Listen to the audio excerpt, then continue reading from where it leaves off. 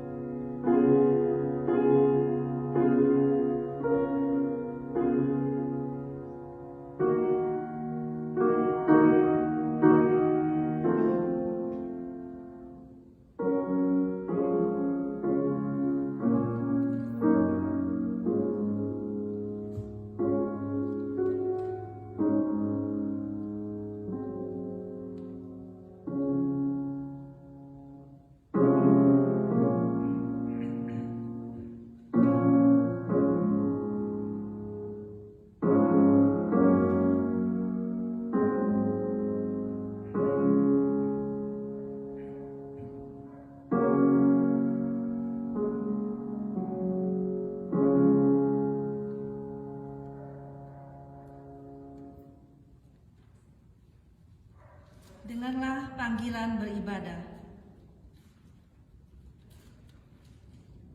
Jikalau kamu menuruti perintahku, kamu akan tinggal di dalam kasihku.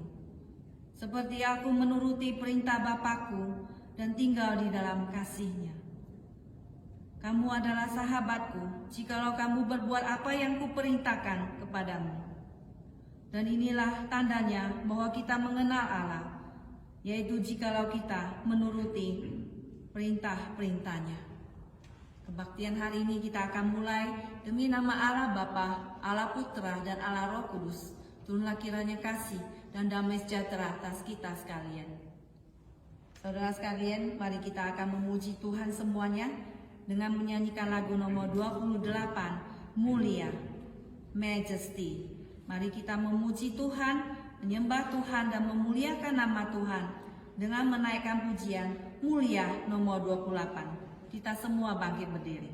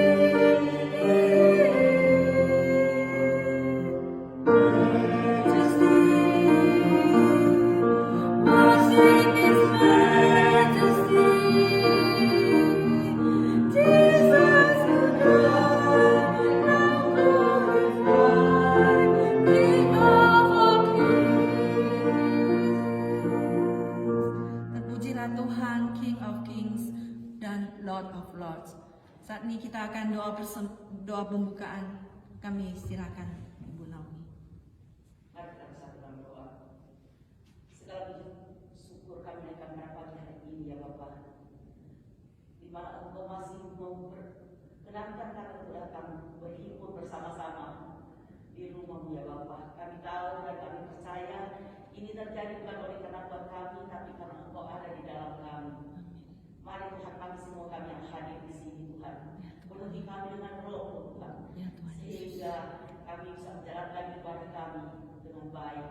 Pimpin Tuhan pembawa acara Ibu Susan dan juga pemain musik Tuhan, Engkau juga pimpin, berikan kami senantiasa hikmat selalu, dan juga pas Mama Saud yang sebentar lagi menjadi saluran firman, makin dia dengan heran ajaib, sembunyikan dia di belakang kaki salib yang terus, sehingga apa yang dia katakan Tuhan keluar dari firman-Mu. Terima kasih ya Tuhan, berikan kami hati yang senantiasa siap untuk dibentuk, siap untuk mendengar, dan biarlah ibadah kami pada siang hari ini terjadi di dalam nama Tuhan Yesus.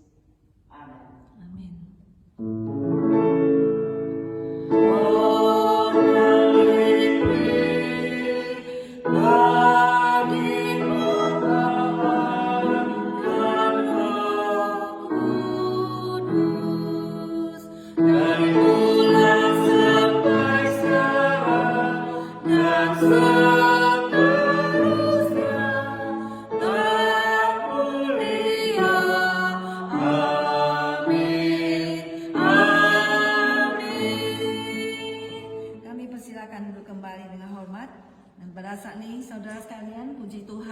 Mari kita sekali lagi akan mengagungkan nama Tuhan, memuji dan membesarkan nama Tuhan dengan menyanyikan lagu nomor 44, Tuhanku yang ajaib, My Wonderful Lord. Tuhan kita, Tuhan yang ajaib, Tuhan yang hidup, Tuhan yang telah bangkit dari kubur dan memerdekakan kita dan bekerja di dalam hidup kita. Mari kita memuji Tuhan dengan menyanyikan lagu 44 ini. Hatiku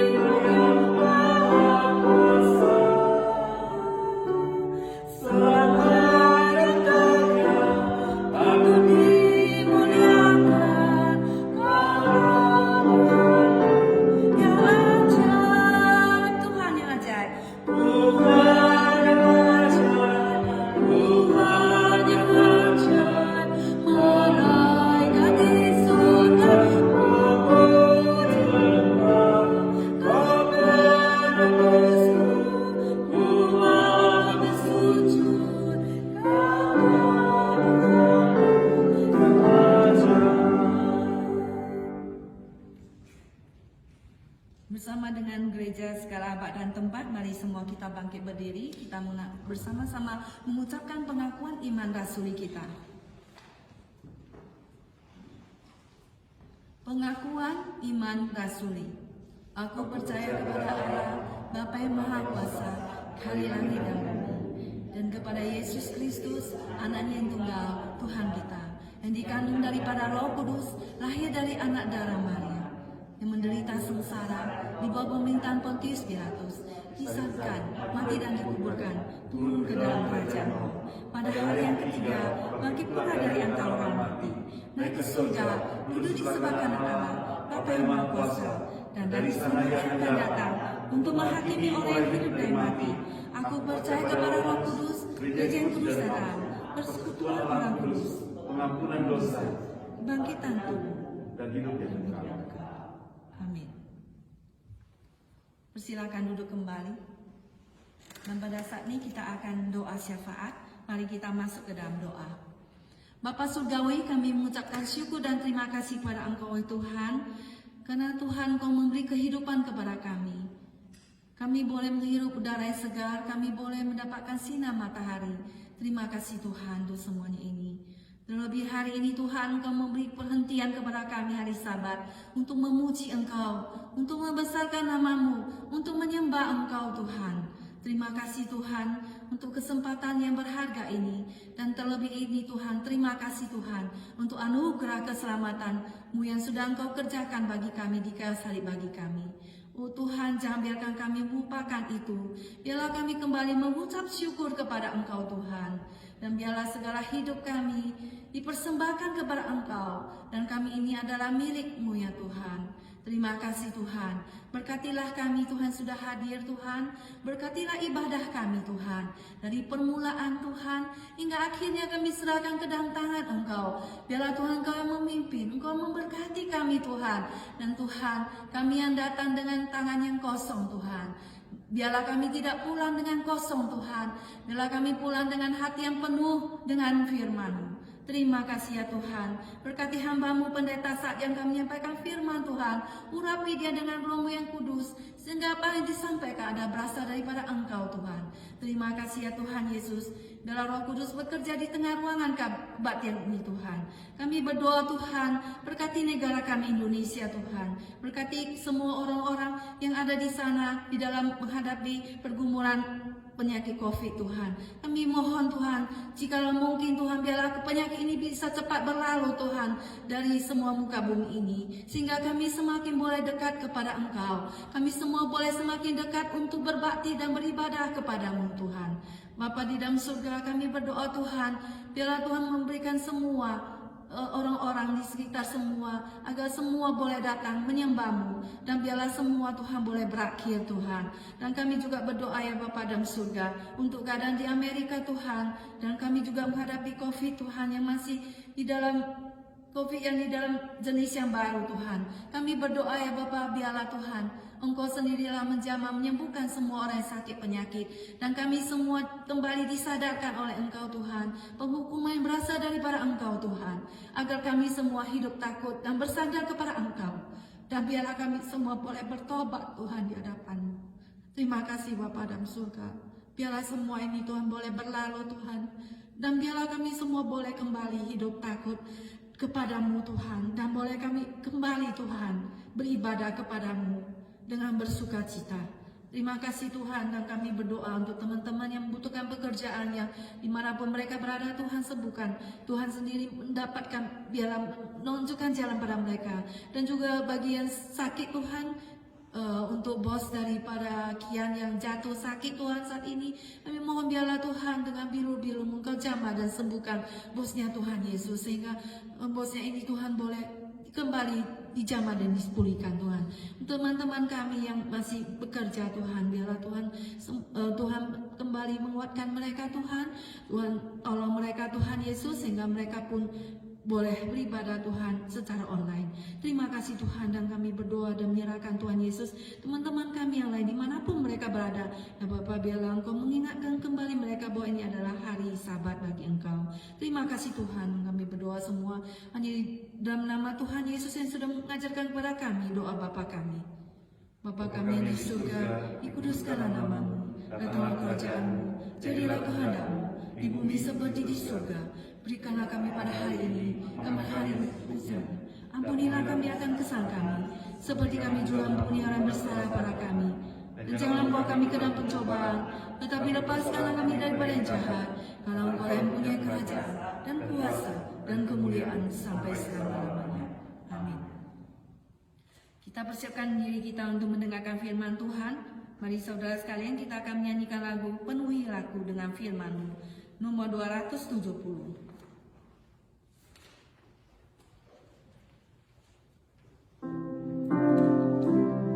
Fill me with thy words, penuhiku dengan firman-Mu. Tuhan penuhiku dengan firman-Mu.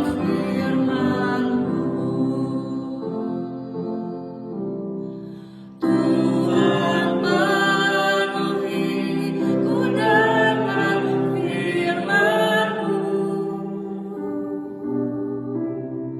Hidupku dalam penjara, ku bawa ke sungai-Mu. Tuhan penuhiku dengan firman-Mu. Saya persilakan para pendeta soalnya akan menyampaikan firman Tuhan. Biarlah kita tenangkan hati kita sejenak untuk mendengarkan firman Tuhan.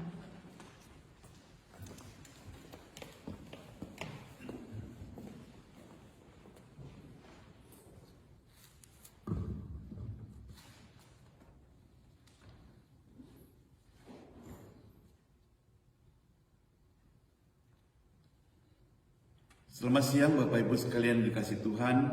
Kami bersyukur dan terima kasih kepada Tuhan kalau pada hari ini kembali kita boleh beribadah bersama-sama. Mari saudara, saya mengajak kita membuka Alkitab di dalam kitab Kejadian pasal yang ke-22. Kejadian 22. Kejadian 22 ayat pertama sampai ayat yang ke-14. Kejadian 22 ayat pertama sampai ayat yang ke-14. Demikian firman Tuhan. Kepercayaan Abraham diuji. Setelah semuanya itu, Allah mencoba Abraham. Ia berfirman kepadanya, Abraham. Lalu sahutnya, ya Tuhan. Firman-Nya, ambillah anakmu yang tunggal itu, yang engkau kasihi, yakni Ishak. Pergilah ke tanah Moria dan persembahkanlah dia di sana sebagai korban bakaran pada salah satu gunung yang akan kukatakan kepadamu. Ayat ketiga, keesokan harinya pagi-pagi bangunlah Abraham. Ia memasang pelana keledainya dan memanggil 2 orang bujangnya beserta Ishak, anaknya. Ia membelah juga kayu untuk korban bakaran itu. Lalu berangkatlah ia dan pergi ke tempat yang dikatakan Allah kepadanya. Ketika pada hari ketiga Abraham melayangkan pandangnya, kelihatanlah kepadanya tempat itu dari jauh. Kata Abraham kepada kedua bujangnya itu, tinggallah kamu di sini dengan keledai ini. Aku beserta anak ini akan pergi ke sana dan kami akan sembahyang. Sesudah itu kami kembali kepadamu. Lalu Abraham mengambil kayu untuk korban bakaran itu dan memikulkannya ke atas bahu Ishak, anaknya, sedang tangannya di bawahnya api dan pisau. Demikianlah keduanya berjalan bersama-sama. Ayat ke-7. Lalu berkatalah Ishak kepada Abraham, ayahnya, Bapak, sahut Abraham, ya anakku. Bertanyalah ia, di sini sudah ada api dan kayu. Tetapi di manakah anak domba untuk korban bakaran itu?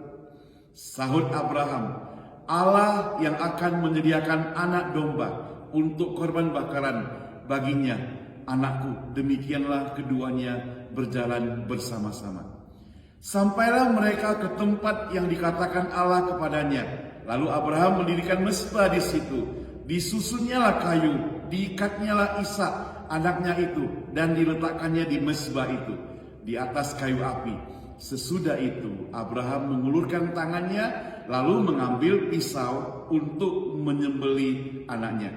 Tetapi berserulah malaikat Tuhan dari langit kepadanya, "Abraham, Abraham!" Sahutnya, "Ya Tuhan." Lalu ia berfirman, "Jangan bunuh anak itu, dan jangan kau apa-apakan dia, sebab telah ku ketahui sekarang bahwa engkau takut akan Allah, dan engkau tidak segan-segan untuk menyerahkan anakmu yang tunggal kepadaku." Lalu Abraham menoleh dan melihat seekor domba jantan di belakangnya yang tanduknya tersangkut dalam belukar. Abraham mengambil domba itu lalu mengorbankan sebagai korban bakaran pengganti anaknya. Ayat 14, dan Abraham menamai tempat itu Tuhan menyediakan. Sebab itu sampai sekarang dikatakan orang, di atas gunung Tuhan akan disediakan. Demikian pembacaan firman Tuhan. Berbahagia kita merenungkan firman Tuhan, membaca dan juga mempraktek dalam kehidupan kita sehari-hari. Mari kita minta pertolongan Tuhan, kita berdoa. Bapa di surga, terima kasih untuk hari ini kami telah membaca firman-Mu. Pakailah hamba-Mu di dalam kelemahannya Tuhan, agar firman Tuhan yang disampaikan boleh lancar, sehingga kami semuanya boleh mendengar dengan baik, kami boleh mengerti dengan baik, sehingga firman Tuhan benar-benar tertanam dalam hidup kami Tuhan, dan juga yang menyampaikan firman Tuhan. Pakailah waktu kami ini Tuhan yang singkat, supaya firman Tuhan yang sudah disampaikan sungguh-sungguh boleh jadi berkat bagi kami semua. Dalam nama Tuhan Yesus kami berdoa. Amin. Saudara, saya memberikan judul pada hari ini, Abraham, iman yang diuji. Jadi ada kata iman. Iman itu dalam bahasa Inggris kan dikatakan faith. Faith itu bisa disingkatkan forsaken or I trust him. Ya. Tinggalkan semua, aku percaya kepadanya. Nah saudara, di dalam Kejadian 22 ayat 1 sampai 14 tadi kita sudah baca bahwa konsekuensi mengikut Kristus atau percaya kepada Tuhan tidak segampang kita berjanji dengan mulut. Namun yang paling penting adalah prakteknya. Apa yang kita lakukan, tindakannya. Mungkin ada di antara kita pernah berkata, kalau Sakius itu cerita tentang Sakius kan, tahu ya, dia orang kaya, pemungut cukai. Kemudian dia mengambil keputusan mengikut Kristus. Lalu dia katakan, aku akan mengembalikan setengah dari milikku kepada orang miskin. Dan kalau aku ambil dengan paksa, aku akan mengembalikan 4 kali lipat kepada mereka. Berarti masih ada sisa dari Sakius. Coba kalau semua diberikan, apakah itu dia akan mengikut Yesus? Saudara, ada yang bertanya demikian. Nah saudara yang saya kasih Tuhan, seluruhnya diberikan, beranikah dia? Namun saya tidak membela Sakius saudara. Walaupun saya tidak kenal dia, tidak dapat komisi dari Sakius. Tapi orang seperti Sakius, keputusan yang diambil itu sangat luar biasa. Sebagai orang yang baru percaya kepada Tuhan, tapi dia mengambil keputusan yang sangat luar biasa. Dia mau bertobat, mau kembali seperti manusia yang baru. Nah saudara, itulah yang dialami oleh Sakius. Nah saudara, hari ini kita coba lanjutkan dengan tokoh yang akan kita lihat. Saya memilih Abraham. Kalau kemarin-kemarin kita belajar tentang Petrus, kita pernah belajar dengan tokoh-tokoh yang lain, tapi hari ini kita melihat Abraham. Abraham itu terkenal sebagai seorang bapak yang beriman. Jadi dia adalah bapak beriman.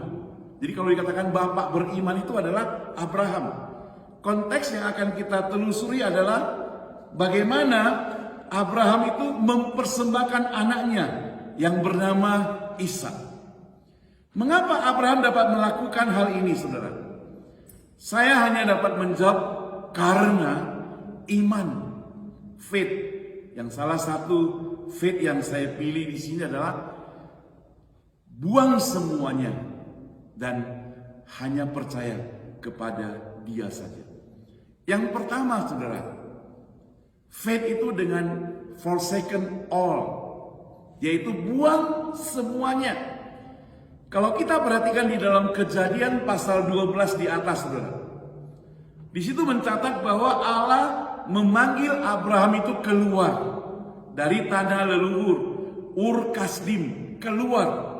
Di situ tidak ada peta, tidak ada GPS, tidak ada map, dan tidak ada informasi tempat mana yang akan ditujukan. Saudara, sangat luar biasa. Waktu saudara datang dari Indonesia pertama kali ke Amerika, saya yakin saudara sudah pegang tiket, sudah tahu mau kemana akan kita tinggal gitu. Misalnya datang ke San Francisco, ada yang ke LA, ada yang ke Philadelphia atau kemana, kita sudah jelas-jelas tahu. Dan kita punya pilot yang membawa kita, lengkap semuanya. Tapi Abraham tidak. Dia tinggalkan semuanya itu, berangkat begitu saja atas perintah Tuhan. Saya rangkum dalam 3 kelompok janji yang diberikan Allah kepadanya, saudara. Ada 3 janji yang diberikan oleh Allah kepada Abraham. Maka Abraham berani berjalan. Pertama, aku akan membuat engkau, saudara ingat apa? Menjadi bangsa yang besar. Itu pertama. Kedua, aku akan memberkatimu. Yang ketiga, aku akan membuat namamu masyhur, terkenal. Saudara, janji ini memang unik, terutama yang ketiga, membuat nama masyhur. Padahal di dalam Kejadian 6 ayat 1 sampai 4, saudara ingat itu pembangunan Menara Babel. Di situ ada para arsitek berkumpul membuat menara yang tinggi yang disebut dengan Menara Babel. Mereka itu merencanakan satu bangunan yang sangat tinggi yang sampai ke atas langit. Tetapi Allah menggagalkan semuanya itu. Karena mereka ingin mendapatkan kemasyhuran. Tetapi Tuhan Allah gagalkan keinginan mereka. Sekarang Abraham yang tidak menginginkan kemasyhuran, Tuhan Allah akan memberikan kemasyhuran kepadanya. Coba kita lihat kembali Alkitab kita, saudara ya. Di firman Tuhan dikatakan setelah semuanya itu Allah mencoba Abraham. Tadi kita sudah baca Kejadian 22 ayat pertama. Setelah semuanya itu Allah mencoba Abraham. Kata yang saya tekankan di sini adalah kata mencoba. Saudara, kata mencoba ini diterjemahkan oleh Lembaga Alkitab Indonesia sama dengan, kalau saudara nanti ada Alkitab yang King James, di situ ditulis tempt, ya, yaitu dicoba, mencoba. Namun terjemahan ini kurang tepat sebab bertentangan dengan Yakobus pasal 1 ayat 13 yang mengatakan bahwa Allah tidak mencobai siapapun. Nah, dalam hal ini apabila kita pegang satu terjemahan yang disebut RSV, NI dan NIV gitu ya, New International Version, maka mereka menerjemahkan lebih tepat dengan tes, menguji. Jadi pencobaan diberikan oleh si setan, sedangkan ujian diberikan oleh Tuhan Allah. Jadi beda antara pencobaan dan ujian. Pencobaan itu karena disampaikan oleh setan, pencobaan itu menginginkan orang jatuh. Sedangkan ujian menginginkan orang itu naik kelas. Jadi kalau kita waktu dulu sebagai seorang murid, kita itu dites, diuji. Pada waktu Eptanas atau mau naik kelas, tujuannya adalah supaya kita naik kelas. Jadi kita diuji supaya naik kelas. Bukan diuji supaya jatuh, tidak. Supaya naik kelas. Sehingga ayat kedua dikatakan, ambillah anakmu yang tunggal itu, yang engkau kasihi, yakni Ishak. Pergilah ke tanah Moria dan persembahkan dia di sana. Ujiannya sangat berat, saudara. Ambillah anakmu. Anaknya bagaimana? Anak yang tunggal. Anak yang engkau kasihi. Dan jadikan itu sebagai korban bakaran pada salah satu gunung yang akan kukatakan kepadamu. Saudara, coba kita bayangkan kita sebagai orang tua yang punya anak. Bagaimana pergumulan Abraham itu. Anak yang dikasihi, tunggal, satu-satunya. Saudara, sebagai seorang bapak diminta untuk mempersembahkan anaknya sendiri. Yang nampaknya apa yang diperintahkan Allah itu tanda kutip kelewat batas. Kok Allah begitu kejam ya, menyuruh Abraham mempersembahkan anaknya sendiri. Saudara tahu Abraham menunggu kelahiran anaknya itu berapa lama? Tuhan berjanji akan memberikan anak kepada Abraham itu sampai dia tunggu sampai 25 tahun baru Tuhan berikan jawaban. Lalu anak ini besar. Sampai kira-kira umur 25 tahun Tuhan sekarang suruh persembahkan sebagai korban bakaran. Jadi selama 50 tahun dilewati. Bagaimana dia menunggu, bagaimana dia sayang kepada anaknya. Sekarang tiba-tiba ada tantangan untuk menyerahkan anaknya itu. Saudara, Abraham itu manusia biasa seperti kita. Jadi boleh dikatakan bagi Abraham dan bagi kita, kalau kita ditantang seperti begini, saudara, kita pasti gentar. Sulit, saudara, untuk mempraktekannya. Abraham itu sudah mengenal Allah cukup lama. Seumur hidup Allah tidak pernah berbuat demikian kepadanya. Tapi mengapa tantangannya sekarang begitu berat? Allah seakan-akan mengingkar janji. Anaknya yang tunggal. Tadi kita sudah rangkumkan ada 3 hal. Pertama, Allah berjanji akan memberikan Abraham menjadi bangsa yang besar. Bagaimana dia bisa menjadi bangsa yang besar sedangkan anaknya satu-satunya itu disuruh untuk dikorbankan? Tidak masuk akal, bukan? Namun bagaimana semuanya itu terjadi? Semuanya terjadi karena Allah menyuruh ia mempersembahkan anaknya yang bernama Ishak. Memang ada orang yang menganggap atau kepercayaan lain yang menganggap bahwa Abraham tidak mungkin membunuh anaknya yang dikasihi itu. Itu sebabnya maka ada agama lain katakan itu orang lain, anak yang lain. Itu si Ismail dikatakan, bukan Ishak. Namun kita sebagai orang percaya, orang Kristen, kita percaya bahwa Ishak lah yang dikorbankan sesuai dengan isi Alkitab yang kita percaya sebagai firman Tuhan. Nah, saudara, ayat kedua mencatat korban bakaran. Nah, dalam Imamat 1 ditunjukkan begini. Saudara tidak usah buka. Cara memberikan korban bakaran kepada Allah dengan cara menyembelih korban tersebut. Lalu dibakar di atas mezbah. Jadi seperti barbecue begitu ya. Disembelih, taruh di mezbah begitu. Jadi maksudnya jelas beda di sini. Dengan cara, kalau saudara ingat waktu Hana itu siapa saudara? Hana itu mamanya Samuel. Hana itu mempersembahkan anaknya Samuel kepada Tuhan itu bukan dengan dikorbankan. dia mempersembahkan anaknya untuk menjadi hamba Tuhan. Beda ya. Nah, dengan kejadian ini kita bisa membayangkan bahwa bagi Abraham, Allah itu seperti tidak penuh dengan kasih lagi.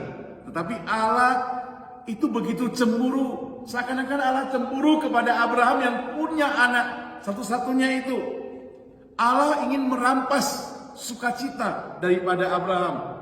Allah meminta dengan jelas sekali lagi kepada Abraham supaya mengkorbankan anaknya yang dikasihi. Allah tidak katakan, coba pilih anakmu yang paling engkau tidak kasih, kasihkan kepadaku. Enggak demikian. Tetapi yang dikasihi. Kalau hari ini ada temanmu datang ke rumahmu lalu tanya kepadamu, barang-barangmu apa yang engkau paling suka, yang paling dihargai, paling engkau sayang dan sebagainya. Lalu engkau tunjukkan kepadanya, ini misalnya, botol ini. Dia bilang, oke, kasihkan kepadaku. Sulit saudara memberikan kepada orang lain barang yang paling kita hargai, bukan? Nah, sekarang Abraham mengalami hal seperti itu. Bagi Abraham, Allah itu seperti tidak murah hati. Karena tuntutannya terlalu banyak terhadap dia. Ia ingat peristiwa 40 tahun yang lalu saat ia berumur 75 tahun, tatkala ia dengan rela dan taat meninggalkan kampung halamannya, Ur Kasdim. Lalu dia rela dan taat menunggu kelahiran anaknya. Seluruhnya sudah dipersembahkan kepada Tuhan Allah. Tapi sekarang Allah meminta lebih kepada dia. Saudara, di zaman itu mengorbankan anak bagi dewa adalah sesuatu yang umum. Tetapi itu orang kafir, saudara. Lalu mulai zaman Musa, hal ini dilarang. Karena imamat mencatat hal ini tidak boleh lagi. Namun zaman Abraham belum ada, zaman imamat jelas larangan itu belum ada. Nah, saudara, kita tahu bahwa Allah sendiri memberikan Ishak kepada Abraham. Tadi kita sudah baca di atas. Dan sekarang Allah menguji apakah Abraham itu lebih mengasihi anaknya atau lebih mengasihi Allah. Banyak orang gagal dalam hal ini, saudara. Mungkin saya gagal juga dalam hal ini, ataupun saudara.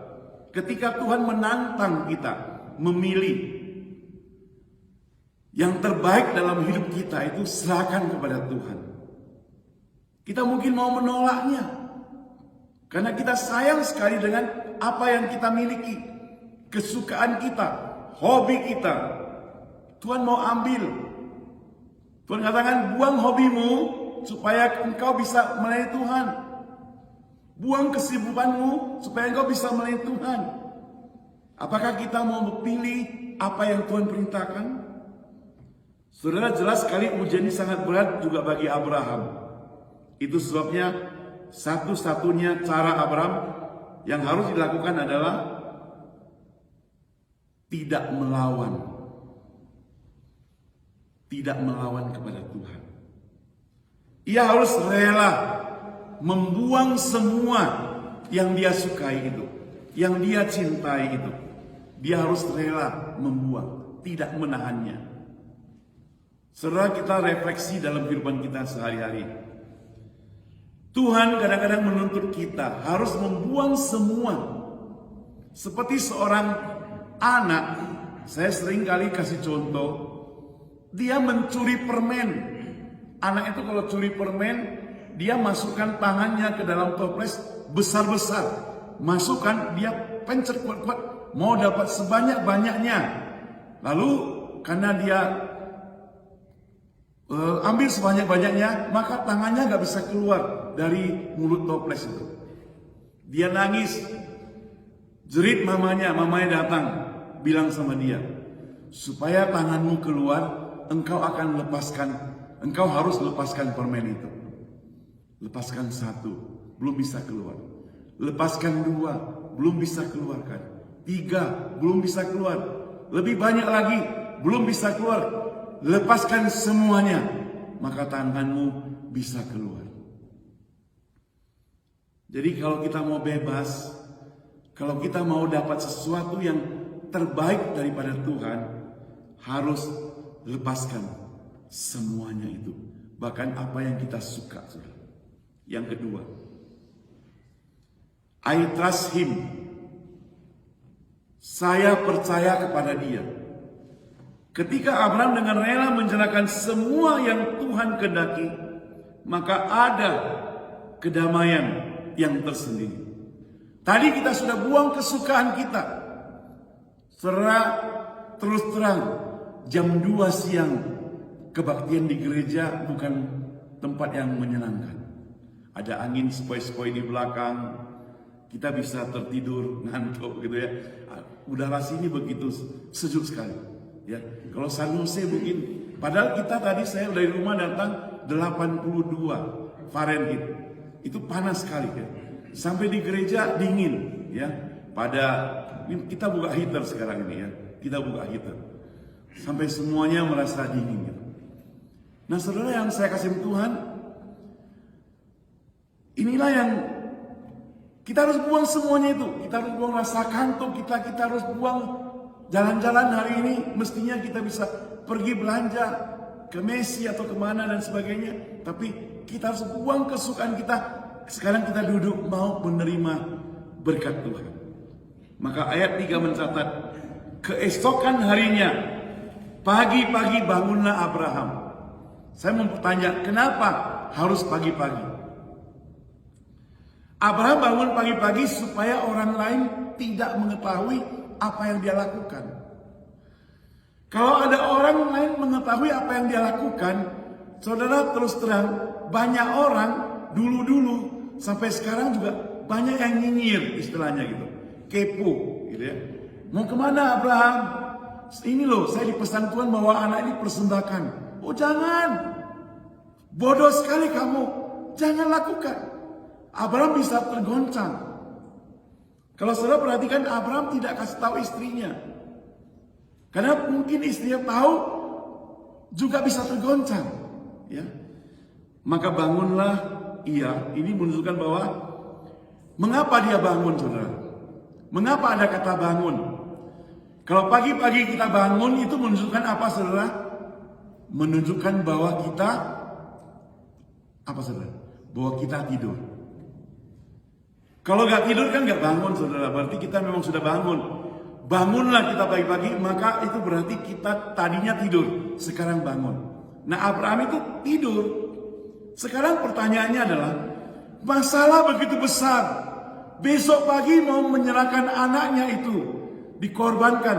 Tapi kenapa Abraham masih bisa tidur? Kuncinya adalah, saudara, karena Abraham sudah buang semuanya kesukaannya itu. Maka dia bisa tidur dengan nyenyak. Kalau dia terus memikirkan, aduh gimana ya, besok anakku harus diserahkan. Apa yang terjadi ini? Kok Tuhan begitu kejam? Saya jamin 24 jam dia gak bisa tidur. Tapi di sini dicatat bahwasanya dia tidur.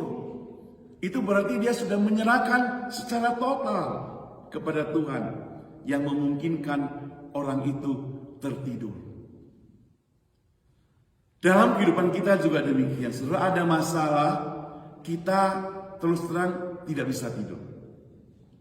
Tapi kalau masalah itu kita serahkan kepada Tuhan, karena Tuhan yang sudah menanggungnya, maka kita mesti seharusnya bisa tidur. Karena masalah sudah diserahkan kepada Tuhan. Coba kita perhatikan ayat ketiga. Ayat ketiga di sini mencatat, saudara, keesokan harinya pagi-pagi bangunlah Abraham. Ini menunjukkan bahwa Abraham itu mentaati perintah Tuhan secara langsung. Ia tidak menunda-nunda. Rupanya taat secara langsung inilah kebiasaan Abraham. Abraham memiliki cepat tanggap kepada firman Tuhan, tidak menunda-nunda apa yang diperintahkan oleh Tuhan. Saudara, kadang-kala kita sebagai umat percaya ini, kita ini sensitif di dalam mendengar suara Tuhan. Ada orang mendengar suara Tuhan melalui mimpi. Ada orang mendengar suara Tuhan melalui Alkitab yang dia baca. Ada orang mendengar suara Tuhan melalui orang-orang kirim WA kepada dia ayat firman Tuhan. Ada orang mendengarkan suara Tuhan melalui nasihat mamanya. Banyak suara Tuhan yang kita bisa dengar melalui orang lain. Tuhan bisa pakai orang-orang tertentu untuk memberikan pencerahan kepada hidup kita. Nah, kalau kita sebagai umat percaya harus cepat tanggap terhadap pesan-pesan yang disampaikan, nasihat yang baik, kita cepat-cepat belajar dari firman Tuhan itu. Lihat Abraham, dia bukan hanya menunda, tapi ia taat. Bahkan ia tidak bertanya kepada Tuhan, mengapa Tuhan aku harus persembahkan anakku? Tidak tanya demikian. Maka ada seorang penafsir berkata, perintah-perintah Allah bukanlah untuk dipertanyakan, tetapi untuk dilaksanakan. Saudara mau ulangi kalimat ini sama-sama saya? Perintah-perintah Allah bukan untuk dipertanyakan, tetapi dilaksanakan. Jadi kalau hari ini ada perintah daripada Allah, tidak perlu tanya, laksanakan saja. Kalau Pak Gunadi kasih perintah mungkin kita perlu tanya, kenapa Pak kok kasih tugas begini? Tapi sekarang Allah yang kasih perintah itu, gak akan perlu kita tanya lagi. Karena Tuhan Allah itu Tuhan Allah yang baik. Dia tidak pernah mencelakakan kita. Dia pasti memberikan nasihat yang paling baik. Dia pasti memberikan perintah yang paling baik. Dia pasti memberikan jalan yang paling baik untuk kita lakukan. Ya laksanakan saja. Jangan tanya. Justru kalau kita tanya, kita salah. Apalagi kita menolak perintahnya.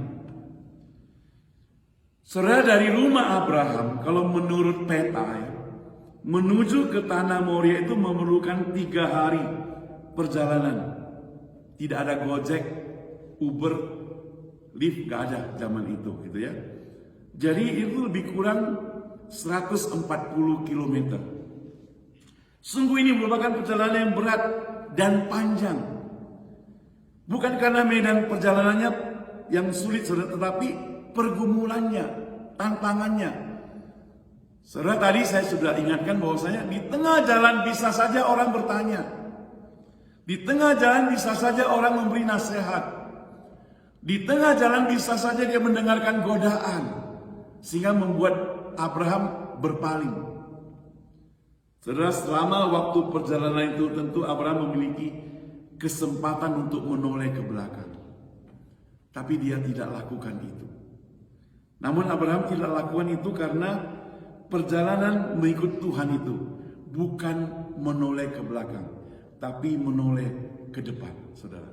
Jadi kita harus ingat, belajar dari Abraham, mengikut Tuhan, kita tidak melihat ke belakang, tapi kita lihat ke depan.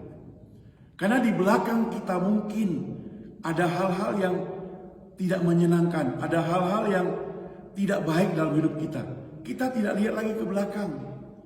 Kalau kita lihat terus-menerus ke belakang, kita ini akan terjatuh, saudara. Tabrak orang nanti, saudara. Nyetir mobil juga Pak Gunadi atau Teddy yang ahli nyetir. Kalau nyetir mobil dia lihat terus belakang, nanti gak lihat ke depan, bisa tabrak orang depan, saudara. Kecuali mau mundur, mungkin itu 2 kali lihat ke belakang. Maka kalau kita ikut Tuhan, lihatnya ke depan, maju terus, pantang mundur, tidak ada godaan, dan jangan lihat ke kiri dan ke kanan. Maka nasihat daripada Tuhan kepada Yosua, engkau maju, tidak boleh lihat ke kiri dan ke kanan. Terus ingat, Petrus itu berjalan di atas air. Dia sudah bisa berjalan di atas air, tapi dia menoleh ke kiri dan ke kanan. Dia tenggelam, saudara. Saudara yang dikasih Tuhan, Abraham tidak menoleh ke belakang. Seluruh hidup kita, saudara, kepada Tuhan, mungkin kita sudah pernah berjanji kepada Tuhan. Oh Tuhan, selama pandemik aku berkomitmen ini. Selama mengikut Engkau aku mempunyai janji ini. Maka kita belajar dari Abraham, harus segera kita lakukan. Dan kalau hari ini saudara dan saya punya janji kepada Tuhan yang belum dilakukan. Mari kita cepat-cepat lakukan. Karena kita tidak tahu hari esok kita. Kita nggak tahu masih sempat menjalankannya atau tidak, saudara. Ayat kelima, saudara, coba lihat ayat kelima. Ayat kelima mencatat begini. Saya bacakan buat kita. Kejadian 22 ayat kelima. Kata Abraham kepada bujangnya itu, tinggalkanlah kamu di sini dengan keledai ini. Aku beserta anak ini akan pergi ke sana. Kami akan sembahyang. Sesudah itu kami kembali kepadamu. Tinggallah kamu di sini. Itu artinya bujang itu tidak dibawa masuk. Kerennya adalah asistennya itu tidak dibawa masuk. Keledainya juga tidak. Jadi yang masuk ke sana siapa? Aku beserta anak ini pergi ke sana. Menariknya begini, kami akan sembahyang. Sesudah itu kami kembali kepadamu. Apa yang menurut saudara aneh kalimat ini? Coba. Sesudah itu kami kembali kepadamu. Kami itu apa? Jamak kan ya? Kami itu berarti saya dan engkau. Kalau berarti Abraham dan Ishak. Kan dia naik ke sana mau dikorbankan, tapi kok Abraham masih bisa bilang kami akan kembali. Saudara, ini menunjukkan bahwa ada iman dari Abraham. Abraham begitu setia kepada Tuhan, begitu jelas pengenalannya akan Tuhan, sehingga ia mengetahui apa yang Tuhan inginkan terhadap dia itu. Kami akan kembali kepadamu. Saudara, mengapa Abraham tidak mengizinkan para bujangnya ikut ke puncak? Karena Abraham tahu mereka nanti bukan membantu, tapi justru akan menghalang-halangi proses pengorbanan anaknya ini. Maka ayat kelima ini menarik sekali lagi, kita perhatikan baik-baik. Bagian terakhir, di situ ada kata sesudah itu kami akan kembali. Memang ada beberapa pendapat, saudara. Pertama, kemungkinan Abraham mau menghibur, berbohong kepada bujangnya itu. Sebab ia jelas mengetahui anaknya bakal mati. Kalau dia bilang aku sendiri akan pulang, pasti bujangnya bertanya. Yang kedua, ini suatu harapan yang tidak pasti. Suatu penghiburan diri dari Abraham. Ada orang mengatakan ini merupakan nubuat yang tanpa disadari. Ya. Ada juga mengatakan ini betul-betul iman dari Abraham. Dan saya berpendapat, saudara, sesuai dengan poin yang saya sebutkan, bahwa I trust him. Jadi Abraham benar-benar beriman. Nah, kalau kita baca lagi ayat 9 sampai 10, saudara, Abraham itu tidak bermain-main dengan keputusannya ini, saudara.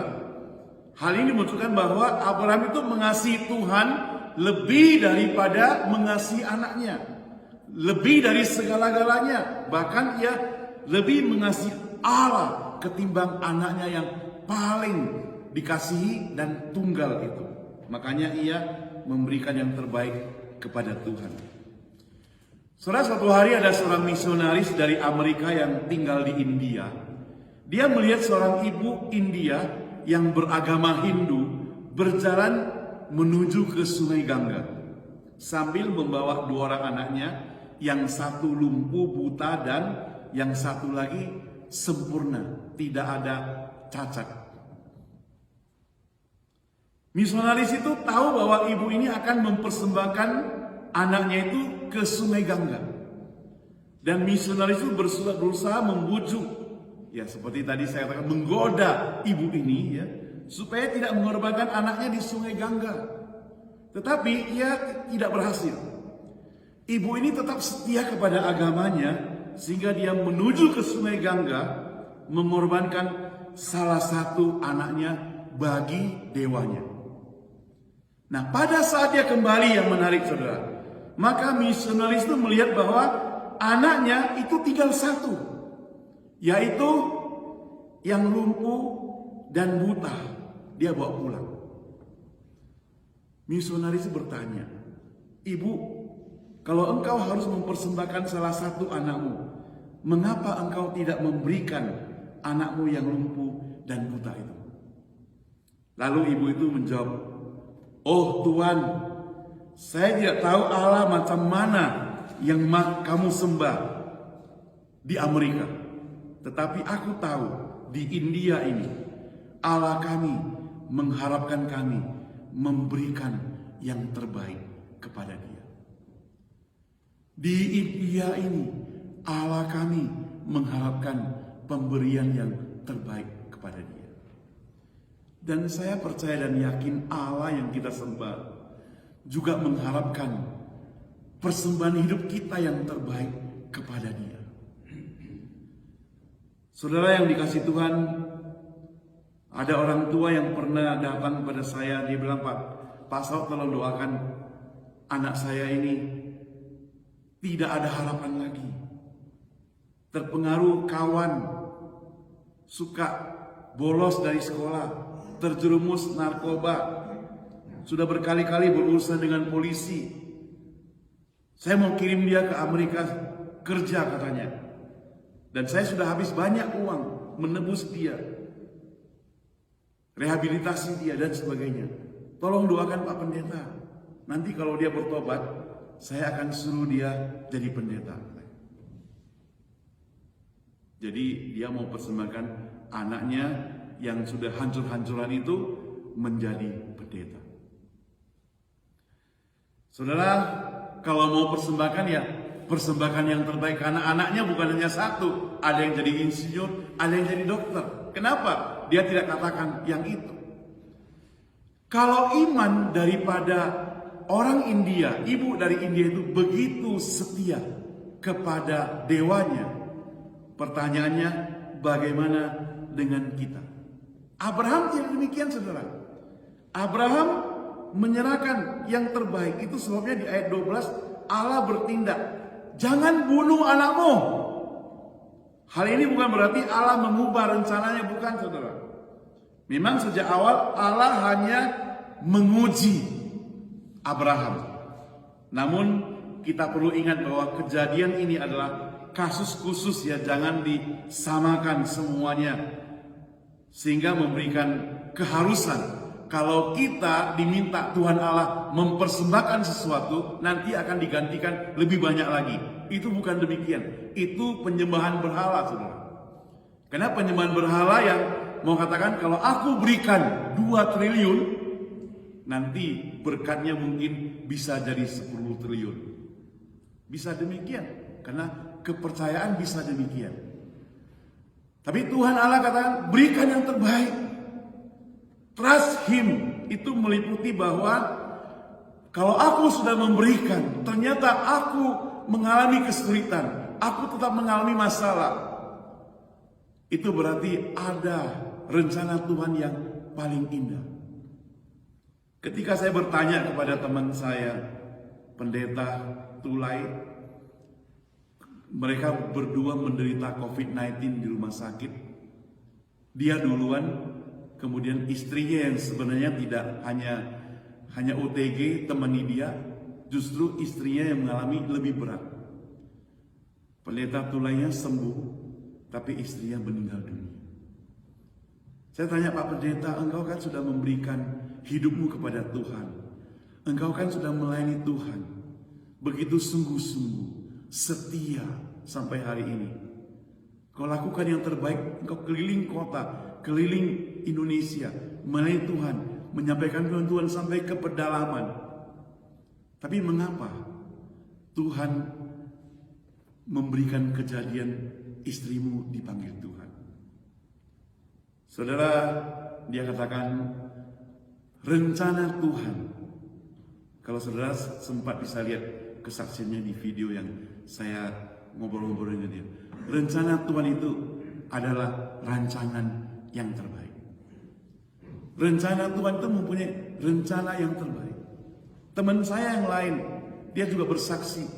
ketika awal mula COVID-19, suaminya terpapar dan meninggal dunia. Dia bilang dia tidak mengerti kenapa bisa demikian. Sampai hari ini dia masih tidak bisa menerima, dia katakan, karena masih ingat terus. Tapi dia sudah pasrah, tahu Tuhan punya rencana yang indah. Satu persatu dia katakan Tuhan bentuk dia. Salah satunya anaknya yang tadinya begitu pendiam, tidak mandiri. Begitu papanya sudah tidak ada lagi, dia begitu mandiri. Dia bisa buka usaha sendiri, dia bisa lakukan berbagai hal yang semuanya itu tidak disangka-sangka oleh dia sebagai mamanya. Dia tahu Tuhan punya cara tersendiri buat keluarga dia. Maka dia bersyukur, berterima kasih kepada Tuhan. Bukan mencaci Tuhan, bukan marah kepada Tuhan. Saudara yang disayangkan Tuhan, dengan iman Abraham itu bangkit kembali. Johannes Calvin mengatakan demikian. Ini merupakan pengaturan daripada Tuhan, disebut juga providensia daripada Tuhan, ya, sebagai pengaturan daripada Tuhan. Jadi Tuhan menyediakan pengganti, ada substitute, pengganti. Seharusnya Ishak, tapi ada domba lain. Ini merupakan rancangan daripada Allah. Ayat 13 dan 14. Demikianlah kita menutup bacaan kita di dalam Kejadian 22 ayat 1 sampai 14 ini. Saudara, kenapa Tuhan tidak menyediakan domba di kaki gunung sebelum dia naik ke atas? Karena akan meruntuhkan iman Abraham. Yang kedua, Tuhan juga tidak memberikan domba itu setelah Ishak disembelih. Itu namanya terlambat. Nasi sudah jadi bubur. Tapi Tuhan lakukan adalah dia selalu memberikan kepada Abraham, kepada kita juga, tepat pada waktunya. Tidak pernah terlambat waktu Tuhan. Jadi saudara, kalau mau rangkaikan kejadian-kejadian yang terjadi dalam hidup kita, kesulitan-kesulitan yang pernah kita alami, masalah-masalah yang pernah terjadi dalam hidup kita, kepahitan-kepahitan yang pernah kita alami, semuanya dirangkaikan dengan Allah tidak pernah terlambat memberikan yang terbaik kepada kita. Amin, saudara. Inilah iman kita. Maka kita harus percaya pada Tuhan. Benar, dunia ini sedang goncang. Ada virus COVID-19 yang mengancam, membuat orang semua banyak yang hancur-hancuran. Perusahaan hancur, pekerjaan hancur, harta kekayaan bisa lenyap. Itu masih untung. Tapi nyawa juga ikut lenyap, saudara.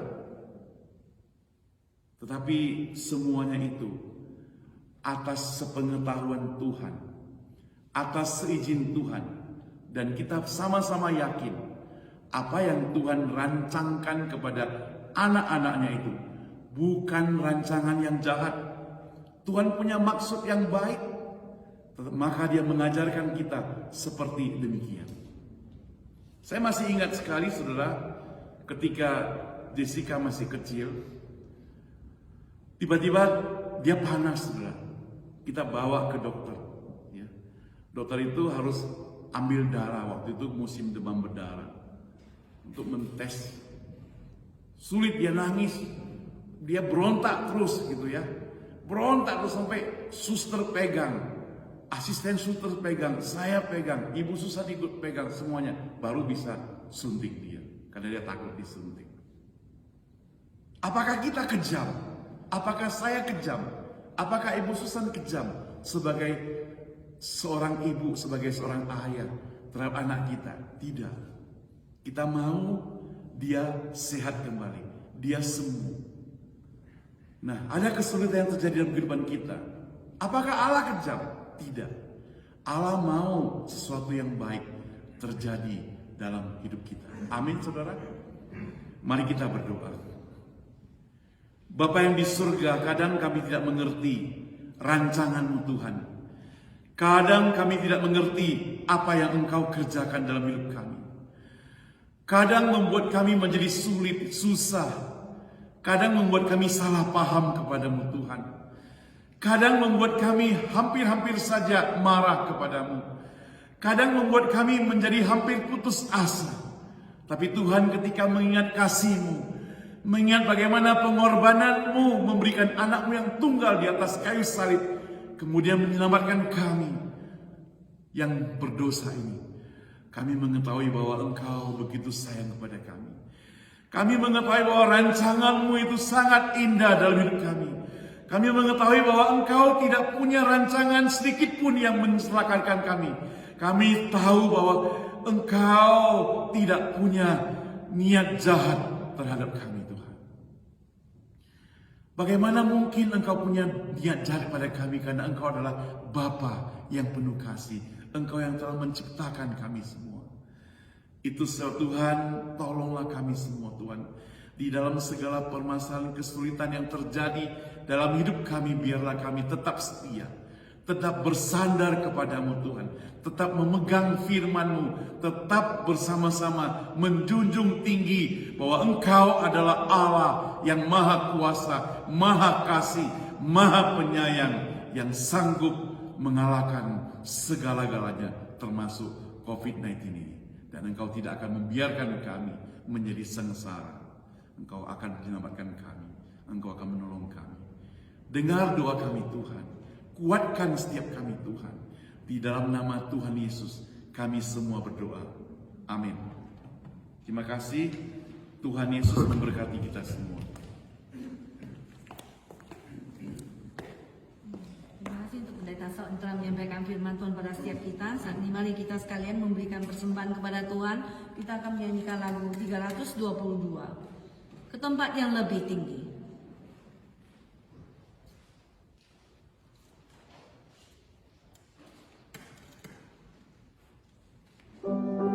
Higher ground. Mari kita nyanyi bersama-sama. Persembahan dijalankan dengan kita meletakkannya di depan masing-masing.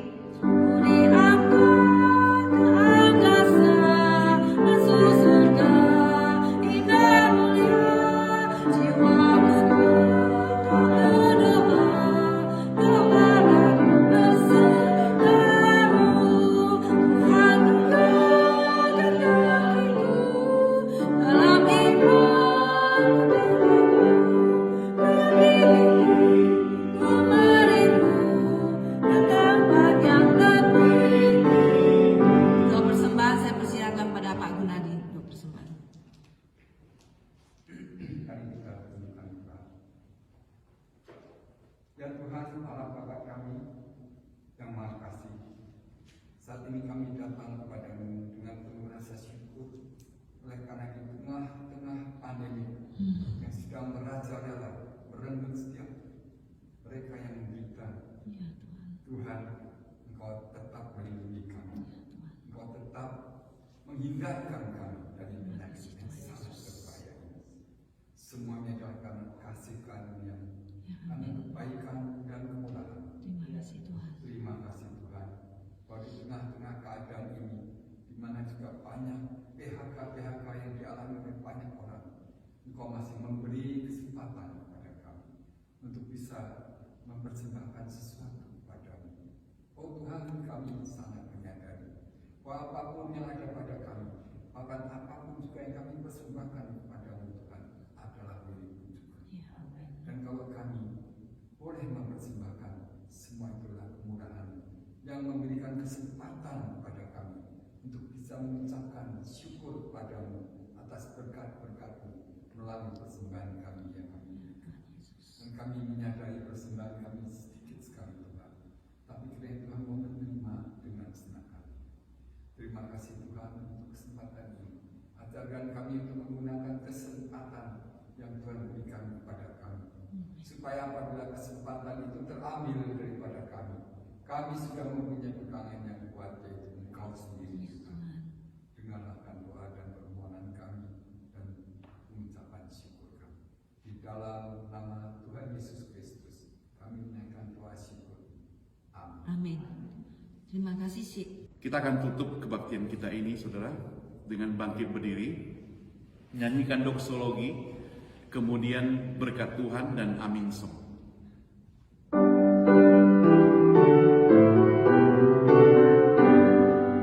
Puji Allah Bapa Putra, puji Allah Roh Kudus, ketiganya yang esa, pohon selamat sumber berkat. Amin. Jemaat sekalian yang mengasihi dan dikasihi Tuhan, pulanglah dan terimalah berkat Tuhan.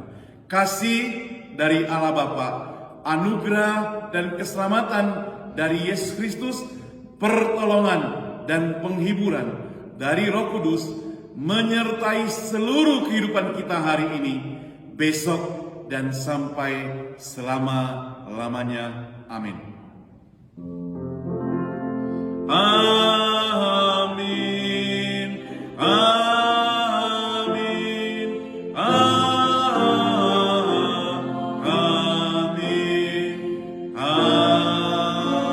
Amin. Silakan duduk kembali.